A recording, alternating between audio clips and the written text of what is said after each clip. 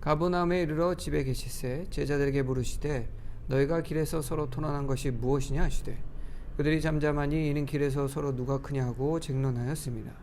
예수께서 앉으사 12 제자를 불러 이르시되 누구든지 첫째가 되고자 하면 뭇 사람의 끝이 되며 뭇 사람을 섬기는 자가 되어야 하리라 하시고 어린아이 하나를 데려다가 그들 가운데 세우시고 안으시며 제자들에게 이르시되 누구든지 내 이름으로 이런 어린아이 하나를 영접하면 곧 나를 영접하며 누구든지 나를 영접하면 나를 영접함이 아니요 나를 보내신 이를 영접함이니라. 아멘. 가버나움으로 이제 제자들과 함께 가시는 길에 예수님께서 보시니까 제자들이 뭘 가지고 막 이제 논쟁을 하는 거죠. 그런데 여러분도 알다시피 이 시점은 예수님께서 이미 많이 알려진 때라서 어디를 가시든 간에 사람들이 많이 이렇게 몰리던 때였습니다. 그래서 제자들에게 야 니들 무슨 얘기냐 하고 물어보시기가 좀 그랬던 것 같아요. 그래서 집에 들어가셔서 숙소에 가셔서 제자들에게 묻습니다. 야 너희들 무슨 얘기를 하고 있었냐. 그랬더니 제자들이 대답을 못하죠. 왜냐?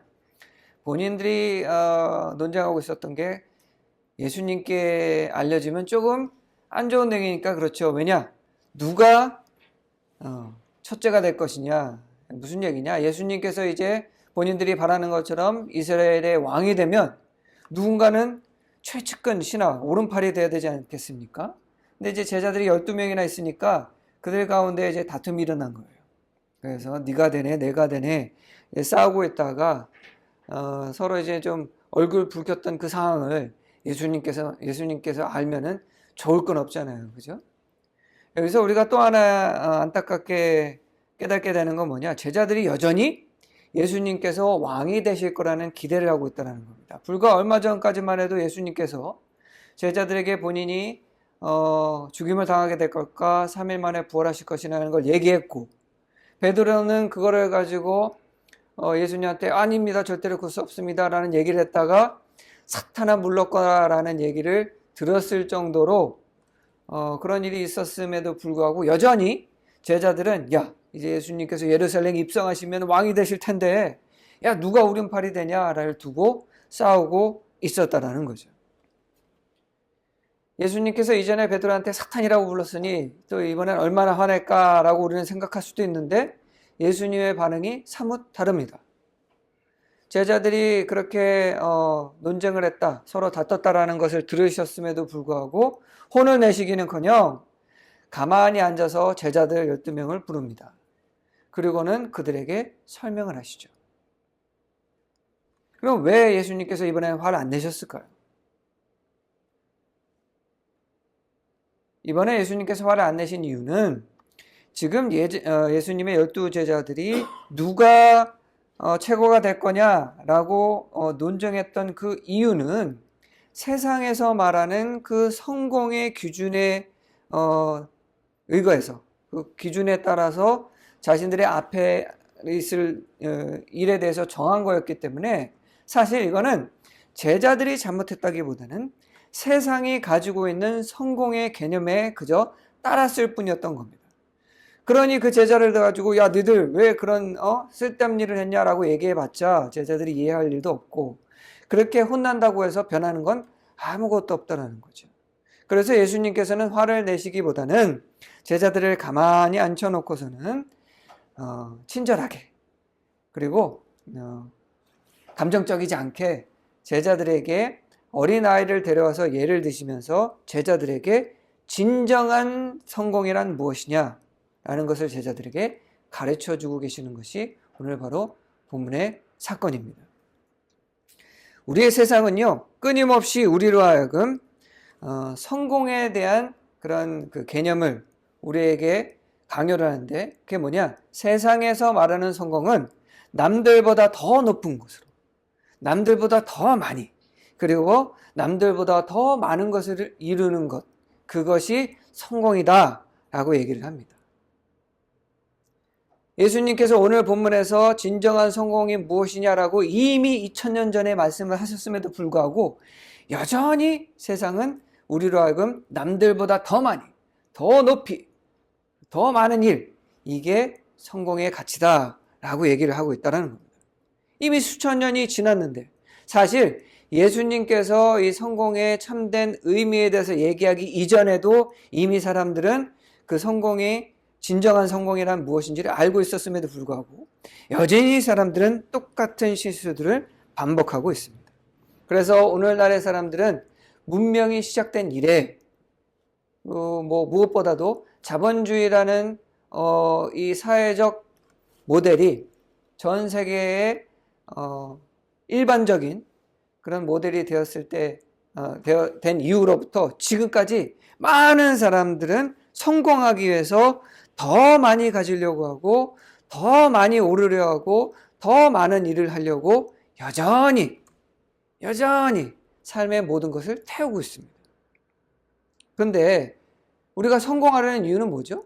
성공으로 하여금 우리는 삶의 기쁨과 만족을 누리기 위해서, 또 성공을 하면 삶의 기쁨을 누리고 만족할 수 있다 해서 성공을 하려고 하는 거 아닙니까? 그러면 우리는 이렇게 물어봐야 되죠. 그럼 세상에서 말하는 그 성공이 정말로 우리로 하여금 그 성공을 이뤘을 때 우리로 하여금 행복하게 해주는지, 또는 우리로 하여금 삶을 만족스럽게 느끼게 해주는지를 우리는 물어볼 필요성이 있습니다. 그런데 굉장히 모순적으로요, 세상은 우리로 하여금 더 많이 갖고 더 많이 올라가고 더 많은 것을 해야지 성공한다라고 말은 하고 있으면서 동시에 우리에게 뭘 증명해 주냐? 그렇게 이루는 성공은 결국에는 우리에게 행복과 만족을 주기보다는 마음속의 공허함과 그리고 결과적으로는 행복하지 않은 삶을 우리에게 안겨주는 부작용이 매우 크다라는 것을 세상은 우리에게 끊임없이 증명해 주고 있습니다. 너무 모순적이지 않아요? 우리로 하여금 더 많이 가져라, 더 높은 곳에 올라가라, 더 많은 것을 해라, 그게 성공이다 라고 세상은 말하고 있지만, 야 근데 그렇게 하면 말이야, 너는 마음속에 공허와 그리고 인간관계 다 무너지고 결국에는 행복하지는 않을 거야. 근데 성공은 할 거야. 도대체 세상에서 말하는 성공은 뭘까요? 이 세상에서 말하는 그 성공의 그 기준에 따라서 살다 보면 우리는 마음속에 공허함을 가질 수밖에 없습니다. 너무나도 당연해요. 왜냐? 세상에서 말하는 그 성공 기준은요, 나로부터 비롯되는 게 아닙니다. 외부적인 그런 요인에 의해서 그 성공의 기준이 잡혀요. 예를 들면 나의 부모님, 또 나의 주변 사람, 또는 유명인. 이들이 말하는 성공이 기준점이 돼요. 그러다 보니까 대부분의 경우 내가 성공하기 위해서 그 길을 걸어가서 그 성공이다라는 그 위치에 도달했을 때 우리는 못 깨닫게 되냐? 이건 내가 원하는 게 아니었다라는 것을 깨닫게 되는 거예요. 그래서 결국 뭐만 남냐? 공허만 남게 되죠. 왜? 내가 하고 싶었던 게 아니거든요. 그리고 만족함이 없습니다. 왜? 이건 내가 하려던 일이 아니었거든요. 저는 주변에 이런 사람들 너무 많이 봐요. 우리 세상에서 말하는 그 성공한 직업들 있지 않습니까? 우리나라에서 제일 선호하는 게 뭐죠? 의사, 교수. 근데 의사는 조금 바뀌었어요. 그죠? 이번에 우리 국가적인 문제 때문에. 요새는 의사 되고 싶어 하는 사람들이 많이 줄었다고 그러더라고요. 의사, 교수, 변호사, 회사, 사장이나 회장. 다 이렇게 뭐하고 관련됐죠? 남들보다 더 많이 가지고 지위적으로 높고 또 많은 일들을 할 수 있는 위치에 초점이 맞춰져 있잖아요. 그죠? 그런데 저는 주변에 이 선호하는 성공했다라는 그 직업에 결국에 도달했지만 그 직업을 관두는 사람들을 많이 봤어요. 왜냐? 이유는 뭐냐? 되고 나니까 재미가 없는 거예요. 물론 재물은 많이 생겨요. 왜? 우리 다 알잖아요. 연봉이 굉장히 높은 직업들이라는 건 다 알고 있죠. 근데 돈은 많이 벌 수 있으나 보니까 삶에 재미가 없고 만족함이 없는 거예요. 왜? 이건 내가 하고 싶었던 일이 아니라 부모님이 또는 지인이 그렇게 하면 잘 산다, 성공한다라고 해서 갔던 건데 막상 되고 나니까 지금까지 나의 행복과 즐거움을 위해서 했던 건 아무것도 없는 거예요. 그래서 우리 흔히 말하는 현타가 와버리는 거죠. 그래서 그 직업을 관두고 우리가 흔히 말하는 별로 성공하지 못한 직업을 선택하는 사람들이 많이 봤습니다. 물어요. 왜 지금 돈도 훨씬 못 벌고 10분의 1 수준밖에 못 벌고 사람들이 이렇게 뭐 존경해 줄 만한 직업도 아닌데 지금은 어떻습니까? 그러면 너무 행복하대요. 왜? 내가 하고 싶은 일이니까.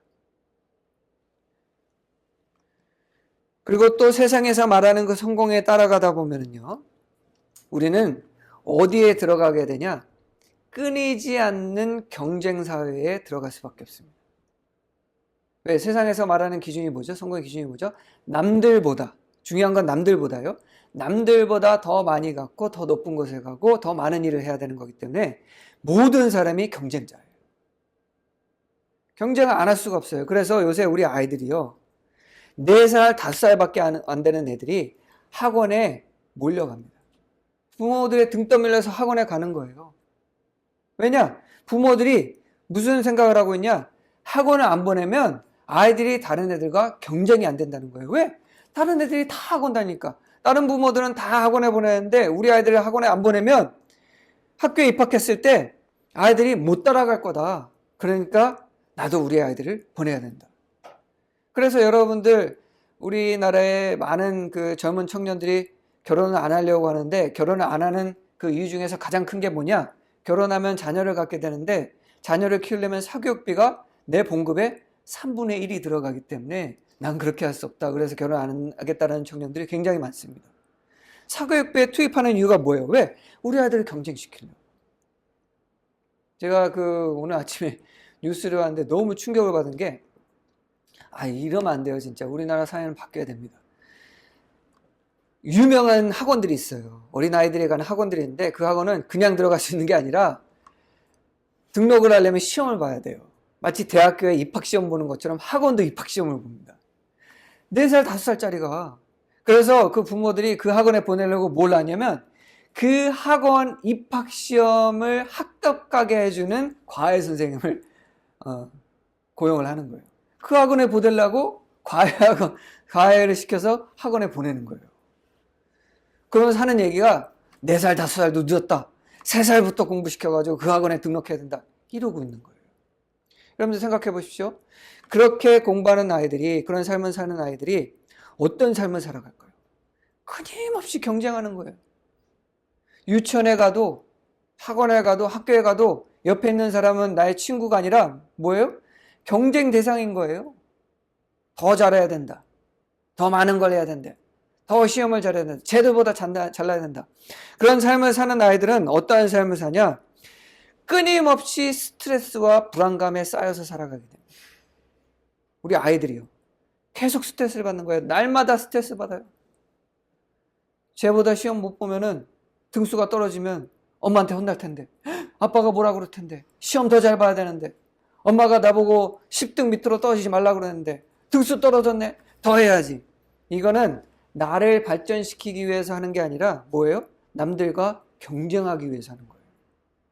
그러다 보니까요, 우리나라에 심각한 문제가 있죠. 우리 아이들에게 건강 문제가 생겼는데 성인들이 가지고 있는 스트레스에 관한 질병들이 벌써 10살도 안 된 애들한테서 나타나고 있다는 거예요. 당연한 거 아닙니까? 이제 막 밖에서 뛰놀고 다니면서 장난감 가지고 놀면서 신나게 놀아야 되는 애들이 학원에서 밤 10시까지 앉아 있으니 걔들이 스트레스 안 받겠냐고요. 여러분들, 그렇게 자란 아이들이 삶의 행복과 만족이 있겠습니까? 이렇게 자란 아이들이 뭐 유명 의사가 되고 교수가 되고 CEO가 될 수는 있을 거예요. 그런데 그 삶은 어떠한 삶이냐? 거기에 도달해도 끊임없이 스트레스를 받고 끊임없이 불안할 수밖에 없어요. 왜냐? 세상에서 말하는 성공 기준은요, 고정되어 있지 않습니다. 항상 더 멀리, 더 높은 곳으로, 더 많은 곳으로 앞으로 나가요. 그래서 거기에 도달할 수가 없어요. 부자들이 더 욕심이 많다는 얘기 있죠? 왜? 더 가져야 되거든. 가진 사람들이 더 불안하죠. 왜? 뺏길까 봐. 결국에는 더 높은 곳에 더 많은 것, 더 많은 일들을 하면 항상 저 밑에서 치고 올라오는데, 내 뒤에서 칼 꽂으면 어떡하지? 제가 내 가진 거 뺏으면 어떡하지? 죽을 때까지 스트레스 받으면서 죽을 때까지 남들과 경쟁하며 불안하게 살아갈 수밖에 없습니다. 그리고 더 심각한 문제는요, 세상에서 말하는 성공 기준은요, 우리로 하여금 윤리적 타협을 하게 만들 때가 굉장히 많습니다. 왜? 내가 성공하려면 어떻게 돼요? 더 많이 가져야 되잖아요. 여러분들 세상에 자원은 한정되어 있습니다. 누군가가 많이 가지면 어떻게 되죠? 누군가는 뺏길 수밖에 없어요. 남들보다 더 많이 갖는다는 것은 말이 좋아서 성공이지 결국은 남들의 것을 뺏는다는 얘기예요. 그러면 그 일을 하기 위해서는 우리는 우리가 가지고 있는 윤리적 기준과 가치를 버려야 될 때가 있습니다. 이 말 많이 들어보셨죠? 야, 개인적 감정은 없어. 그냥 비즈니스일 뿐이야. 이 말 들어보셨습니까? 이게 언제 하는 얘기냐? 사업을 하는 사람 또는 기업이 기업의 이익을 추구하기 위해서 어떤 개인에게 피해를 입혔을 때 하는 말입니다. 왜? 내가 이윤을 얻다 보니까 어쩔 수 없이 너에게 피해를 끼쳤는데 그건 중요하지 않다. 왜? 나는 더 많이 가졌으니까. 결국 내가 승자라는 거예요. 난 성공했고 너는 실패자다. 근데 미안하지만 경제적인 관점에 봤을 때 내가 너한테 감정이 있어서 그런 건 아니고 내가 이익을 얻다 보니까 어쩔 수 없이 너에게 피해를 줬을 뿐이다. 그러니까 신경 쓰지 마. 어떻게 신경을 안 써요? 그리고 세상에서 말하는 성공 기준에서 가다 보면은 결국에 남들 것을 뺏어야 될 뿐만 아니라 피해를 줘야 될 뿐만 아니라 결국에는 우리 치팅이라고 그러죠. 누군가를 속일 수밖에 없습니다. 요새 한국 사회에서 문제가 되는 게 있는데요. 사기꾼에 대한 처벌이 굉장히 약하답니다, 우리나라가. 그러니까 무슨 얘기냐? 사기를 쳐가지고 1억을 죄송합니다. 좀 표현이 좀 각하긴 한데, 1억을 다 뺏었는데, 그냥 몇 개월 있다 나오면, 그 돈 어차피 내 거가 된다는 거예요. 그래서 사기를 당한 사람들이 몇 개월 동안 그 사람을 쫓아가 추적해가지고 경찰한테 신고해서 그 사람을 잡았는데, 내가 얻는 건 없고, 이 사람은 처벌을 받고 나왔는데 여전히 잘 살고 있다는 거예요. 그리고 이 사기친 사람은 뭐라고 하냐? 결국 난 성공했다. 왜? 내가 너보다 더 가졌으니까. 방법은 중요하지 않다. 왜? 나는 너보다 더 많이 가졌고 더 높은 곳에 있고 더 많이 누리고 있으니까. 이게 세상에서 말하는 성공의 기준입니다. 이거 괜찮을까요? 세상에서 말하는 이 성공의 기준, 또 우리가 그것을 따라가다 보면 우리가 외적인 만족은 이룰 수 있지만 우리의 내면은 공허할 수밖에 없고 병들 수밖에 없습니다. 그럼 이게 정말 가치가 있는 걸까요? 나 자신과 우리의 자녀들을 세상에 말하는 그 성공을 이루기 위해서 그렇게 불로 그냥 등 떠미듯이 무한 경쟁 사회, 망가진 인간관계, 그리고 고립된 가치관, 그리고 나의 윤리까지도 버리게 하면서까지 성공하게 만들어야 될까요? 예수님께서 이렇게 말씀하셨습니다. 사람이 만일 온 천하를 얻고도 자기 목숨을 잃으면 무엇이 유익하리요? 내가 세상 모든 걸 다 얻어도 내 영혼이 다 죽어버렸으면 그게 뭐가 유익하냐는 거예요. 오늘 예수님께서는 제자들이 세상의 성공 기준에 따라서 다투고 있다는 것을 아시고 제자들을 바로잡기 위해서 아주 젠틀하게 너희들의 잘못된 그 성공 가치관을 한번 바꿔보자 하고 가르치고 계시는 겁니다. 물론 이건 제자들뿐만 아니라 우리에게도 하시는 말씀이에요. 예수님께서 뭐라고 말씀하십니까? 누구든지 첫째가 되고자 하면 뭇 사람이 끝이 되며 뭇 사람을 섬기는 자가 되어야 하리라. 예수님께서 우리에게 성공의 기준을 바로 잡아주고 계시는 거예요. 그리고는 또 한 아이를 곁에다가 데려오시고는 12제자들에게 이렇게 말씀하시죠. 누구든지 내 이름으로 이런 어린아이 하나를 영접하면 곧 나를 영접함이요. 누구든지 나를 영접하면 나를 영접함이 아니요 나를 보내신 이를 영접함이라. 세상의 성공 기준과 완전히 180도 다르지 않습니까? 달라도 너무 달라요. 그런데 이게 가만히 보면은 좀 논리적이지 않을 것 같은, 왜? 첫째가 되려면 제일 밑이 되라고? 아, 그게 말이 돼? 라고 생각할 수도 있는데요. 생각하면 너무나도 당연한 말입니다. 자, 여러분들, 세상에서 제일 위가 된다, 제일 첫째가 된다. 무슨 얘기예요? 사람들로 하여금 존경을 받는다는 얘기입니다. 그죠? 존경을 받지 않는데 어떻게 사람들보다 우위에 설 수가 있겠어요? 결국은 존경을 받는 것이고 다른 사람들이 나로 하여금 배우기를 원하는 사람, 그런 사람이 결국은 첫째가 되는 겁니다. 그게 진짜 1등이지 않습니까? 그런데 그런 사람이 되려고 한다고 되는, 그게 첫째 된 사람이라고 한다면, 여러분들, 내가 무조건 남들보다 많이 가지고 남들보다 권력이 많고 남들보다 많은 것을 했다고 사람들이 나를 존경해 주나요? 아닙니다. 대부분의 경우 오히려 싫어해요. 왜? 질투하거든요. 인간이 가지고 있는 만악의 근원이 되는 것 중에 하나가 뭡니까? 질투잖아요. 많이 가지면 가질수록, 그냥 단순히 많이 가졌을 때는 많이 가지면 가질수록 우리 주변에 적만 생겨요. 왜? 질투나거든요. 사람들에게 존경받기 위해서 더 많이 가질 필요는 없습니다. 사람들에게 본이 되기 위해서 더 많은 걸 할 필요는 없어요. 예수님께서 지금 말씀하시는 거예요. 오히려 남들보다 더 많은 것이 아니라 어떻게 했을 때 사람들이 우리를 더 존경하고 배우고자 하냐? 남들을 위해서 섬길 때, 남들을 위해서 희생할 때 많고 적음을 떠나서 모든 사람들은 그 사람을 존경하게 됩니다. 많고 적고 중요하지 않아요. 누군가를 섬길 때, 누군가를 위해서 희생할 때 사람들은 그 사람을 본받고 싶어 하고요. 그 사람을 닮고자 합니다. 그리고 존경해요. 입으로는 그렇게 안 할지라도, 입으로는 아니야 난 더 많은 걸 가져야 하면서도 마음속으로는 존경하고 동경해요. 그래서 예수님께서 하신 말씀은 당연한 얘기입니다.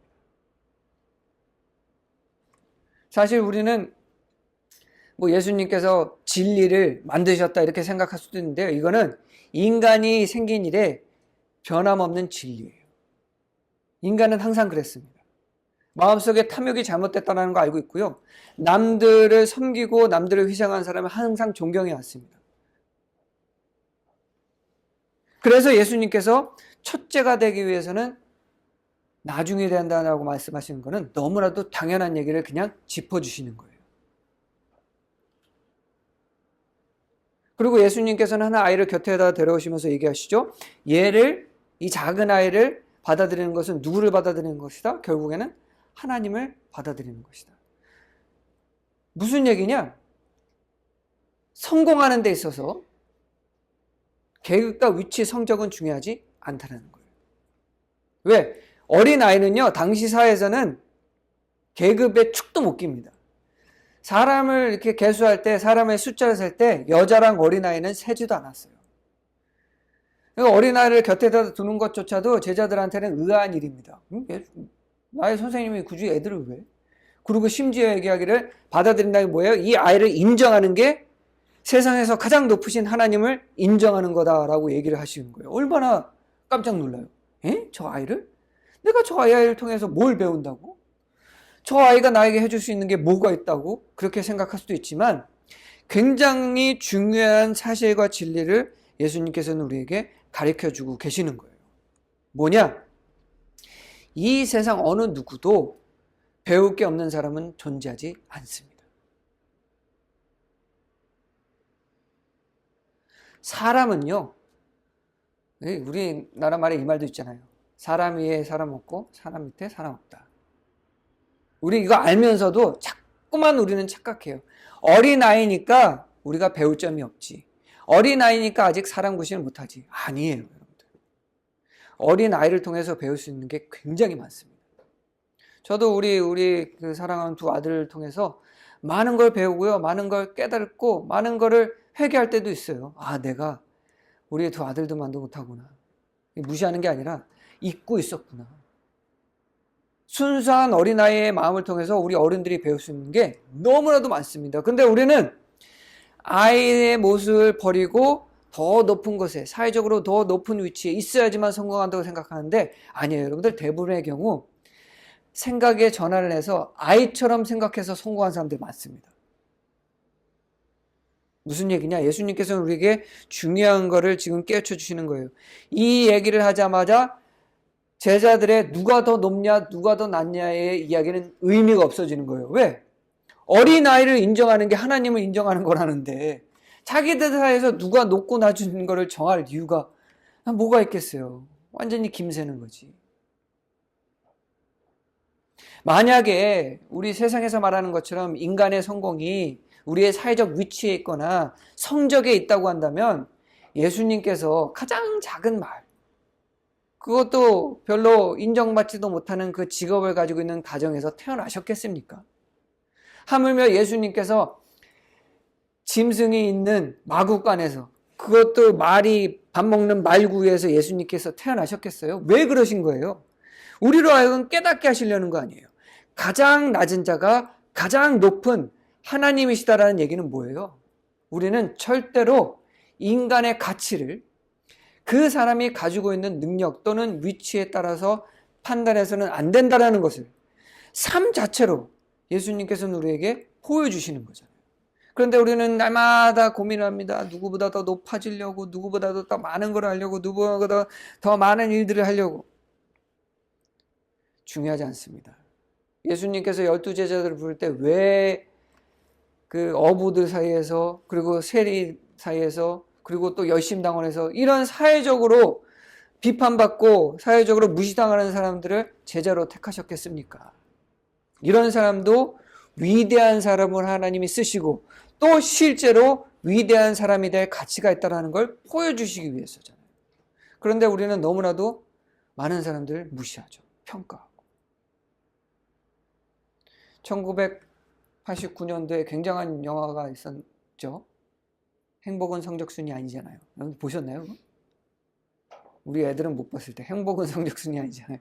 그때 당시 사회적으로 굉장히 큰 이슈가 됐던, 저는 너무 안타까운 게 그때 당시 그 영화 때문에 우리 사회가 조금 바뀌었거든요. 조금은 바뀌었습니다. 그래서 아이들의 행복을 좀, 아이들이 이런 경쟁사에서 벗어나서 성적만이 중요한 것이 아니라 아이들의 그런 행복과 아이들의 그 자존감 이런 걸 세우자. 그래서 그때 당시 부모는 우리 부모와 우리 전 세대 부모죠. 우리 다음 부모님의 다음 세대 부모이죠. 아이들이 좀 건강한 마인드를 가지고 있어 우리나라의 발전에 큰 기여를 했어요. 그런데 문제는 우리 사회가 180도 돌아와서 다시 거꾸로 왔다는 거예요. 왜 그러죠 도대체?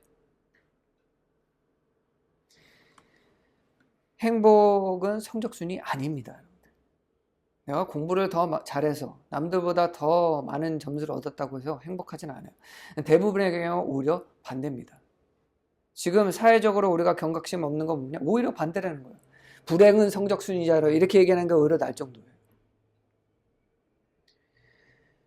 세상의 성공 기준은요, 이미 2000년 전에 틀렸다라는 걸 예수님께서 말씀하셨습니다. 사실 예수님께서 그 말씀하시기 이전에도 사람들은 알고 있었어요. 성공은 더 많이 갖는 것, 더 높은 곳에 가는 것, 남들보다 더 많은 것을 하는 것이 아니라는 것을 이미 알고 있었고 예수님께서도 말씀하셨습니다. 그런데 우리는 여전히 그걸 반복하고 있어요. 우리나라가 전 세계적으로 가장 빨리, 가장 높이, 가장 많이 발전한 나라죠. 이게 결국 뭐 몇십 년 안 걸렸어요. 불과 4, 50년 만에 엄청나게 발전했죠. 저 어렸을 때만 해도 우리 아이들이 가지고 오는 장난감 구경도 못했습니다. 상상도 못했어요. 우리 아이들이 먹는 간식 뭐 많이 뭐 간식이 어딨어요 사실. 우리 어렸을 때 뭐 감자젓 먹고 고구마고 먹고 그 뭐 제가 좋아했던 과자도 바나나 킥 이런 거였는데 비싸가지고 많이 먹지도 못하고 저는 핫도그도 비싸가지고 먹어보지도 못했어요 잘. 먹어봐야 뭐 엄마 손잡고 가서 핫도그 먹고 뭐 호떡 먹고 떡볶이 먹고. 근데 요새 애들 먹는 거 보세요. 엄청나지 않습니까? 그거 아세요? 우리나라가 아시아 국가 중에서 고기를 가장 많이 섭취하는 나라라는 거? 엄청나게 발전했는데 너무나도 안타까운 건 OECD 국가 중에서 행복도가 제일 낮습니다. OECD 국가 중에서 가장 빨리 성장을 했고 가장 사회적으로, 문화적으로, 경제적으로 세상에 많은 영향력을 미치고 있지만 우리 아이들은 가장 불행하다는 거예요. 정상 아니잖아요. 그죠? 이거를 예수님께서는 이미 예수님의 제자들이 논쟁하고 있을 때 알고 계셨습니다. 그래서 이 말씀은 우리에게 한 말씀이에요. 정신 차리자. 정신 차려야 된다. 우리 아이들을 자꾸만 죽음으로 내몰 것이 아니라 빨리 이 무한 경쟁 사회에서 우리 아이들을 벗어나게 해줘야 된다. 여러분들 이게 무한 경쟁 사회가요 이제 더 이상 의미가 없어집니다. 왜냐하면 이제 앞으로 10년만 있으면 우리 아이들은 계속 이런 경쟁하는 삶을 살다 보면 뭐랑 경쟁해야 되는지 아시죠? AI랑 경쟁해야 돼요. 로봇이랑 경쟁해야 됩니다. 우리 애들이 AI 이길 수 있을 것 같아요? 죽었다 깨어나도 못 이깁니다. 로봇이 이길 수 있겠어요? 못 이겨요. 그런데 우리 아이들로 하여금 자꾸만 경쟁하게 하고 더 많은 것을 얻게 하고 더 많은 것을 하는 게 그게 삶의 성공이다라고 가르치면은 우리 아이들은 한 10년, 20년 뒤엔 좌절할 수밖에 없습니다. 왜? 인간도 아닌 것들한테 질 수밖에 없거든요. 빨리 정신 차려야 돼요. 우리가 이거 안 하면 우리 아이들의 미래를 망치고 나아가서 우리 나라를 망칩니다. 오늘 예수님의 말씀에 귀 기울여야 돼요. 우리가 세상의 빛과 소금이잖아요. 그리스도인이 해야 될 일이 그거지 않습니까? 우리가 삶 가운데서 살아내야 돼요. 근데 교회에서 여전히 세상에서 말하는 성공 기준을 아이들에게 얘기하고 세상에서 말하는 성공 기준대로 우리가 산다고 한다면 우리는 빛과 소금이 될 수가 없어요. 여러분들 그 교회에서 그 부모들이 와가지고 가장 많이 목사님들한테 요청하고 고민으로 상담하는 게 뭔지 아십니까? 우리 아이들 공부 잘하게 해주세요. 그걸 왜 교회에서 얘기하냐고. 그리고 또 우리 아이들 그 고3 되거나 이제 수험생 되면 우리 아이들 그렇게 해놓고서는 나중에 뭐라고 하는지 아세요? 우리 아이들 교회 좀 잘 나오게 해주세요. 고3 되기 전까지는 우리 아이들 공부 잘하게 해주세요. 기도해 주세요. 그러다가 애들이 고3 되고 대학교 가면은 더 이상 교회 안 가요. 왜? 엄마 아빠가 아이들에게 준 그 성공의 기준이 뭐였어요? 공부 잘하고 더 많이 갖는 거. 근데 그거 하다 보니까 어떻게 돼요? 신앙이 멀어지잖아요.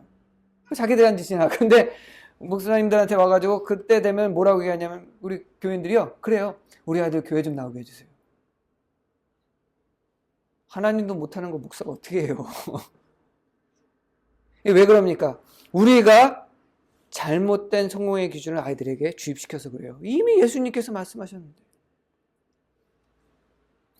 진정한 성공은 뭡니까? 오늘 예수님께서 말씀하시잖아요. 우리 아이들에게 이걸 가르쳐야 됩니다. 진정한 성공은 어디에서 비롯되느냐? 하나님과의 건강한 관계에서 비롯됩니다. 남들을 사랑하고 섬기는 데서 비롯됩니다. 거기서 우리는 세상에서 말하는 행복한 삶, 만족하는 삶을 살 수 있게 되는 거예요. 예수님께서 이렇게 말씀하셨잖아요. 너무나도 유명한 말씀이죠. 너희는 먼저 그의 나라와 그의 의를 구하라. 그리하면 이 모든 것을 너에게 더하시리라. 놀라운 얘기 아닙니까? 이렇게 하면 더 이상 경쟁할 필요 없다는 거예요. 우리 아이들이 경쟁할 필요 없다는 거예요. 우리 아이들이 죽을 때까지 불안해하면서 뺏길까봐 뒤처질까봐 그럴 필요 없다는 거예요. 뭐만 하면? 먼저 그의 나라 의를 구한다면 무슨 얘기냐? 하나님과의 관계를 좋게 하면 그거 안 해도 하나님께서 필요해 주신 걸 채우신다는 거예요. 굳이 더 많이 가질 필요도 없고 필요한 것들을 하나님께서 딱딱 채워주신다는 겁니다. 이걸 우리 아이들이 알아야 돼요. 그게 우리 아이들이 살 길입니다. 우리가 살 길입니다. 그리고 하나님의 관계를 잘하다 보면 우리는 뭘 경험하게 됩니까? 진정한 사랑을 경험하게 돼요. 그러면 우리의 인간관계가 깨질래야 깨질 수가 없어요. 왜? 참된 사랑이 뭔지 아니까. 요새 젊은 아이들이 결혼 안 합니다. 왜? 우리 어른들한테 결혼은 미친 짓이야. 결혼은 지옥이야. 라는 얘기를 너무 많이 들어가지고 가스라이팅을 너무 당해가지고 결혼 안 하려고 해요. 왜?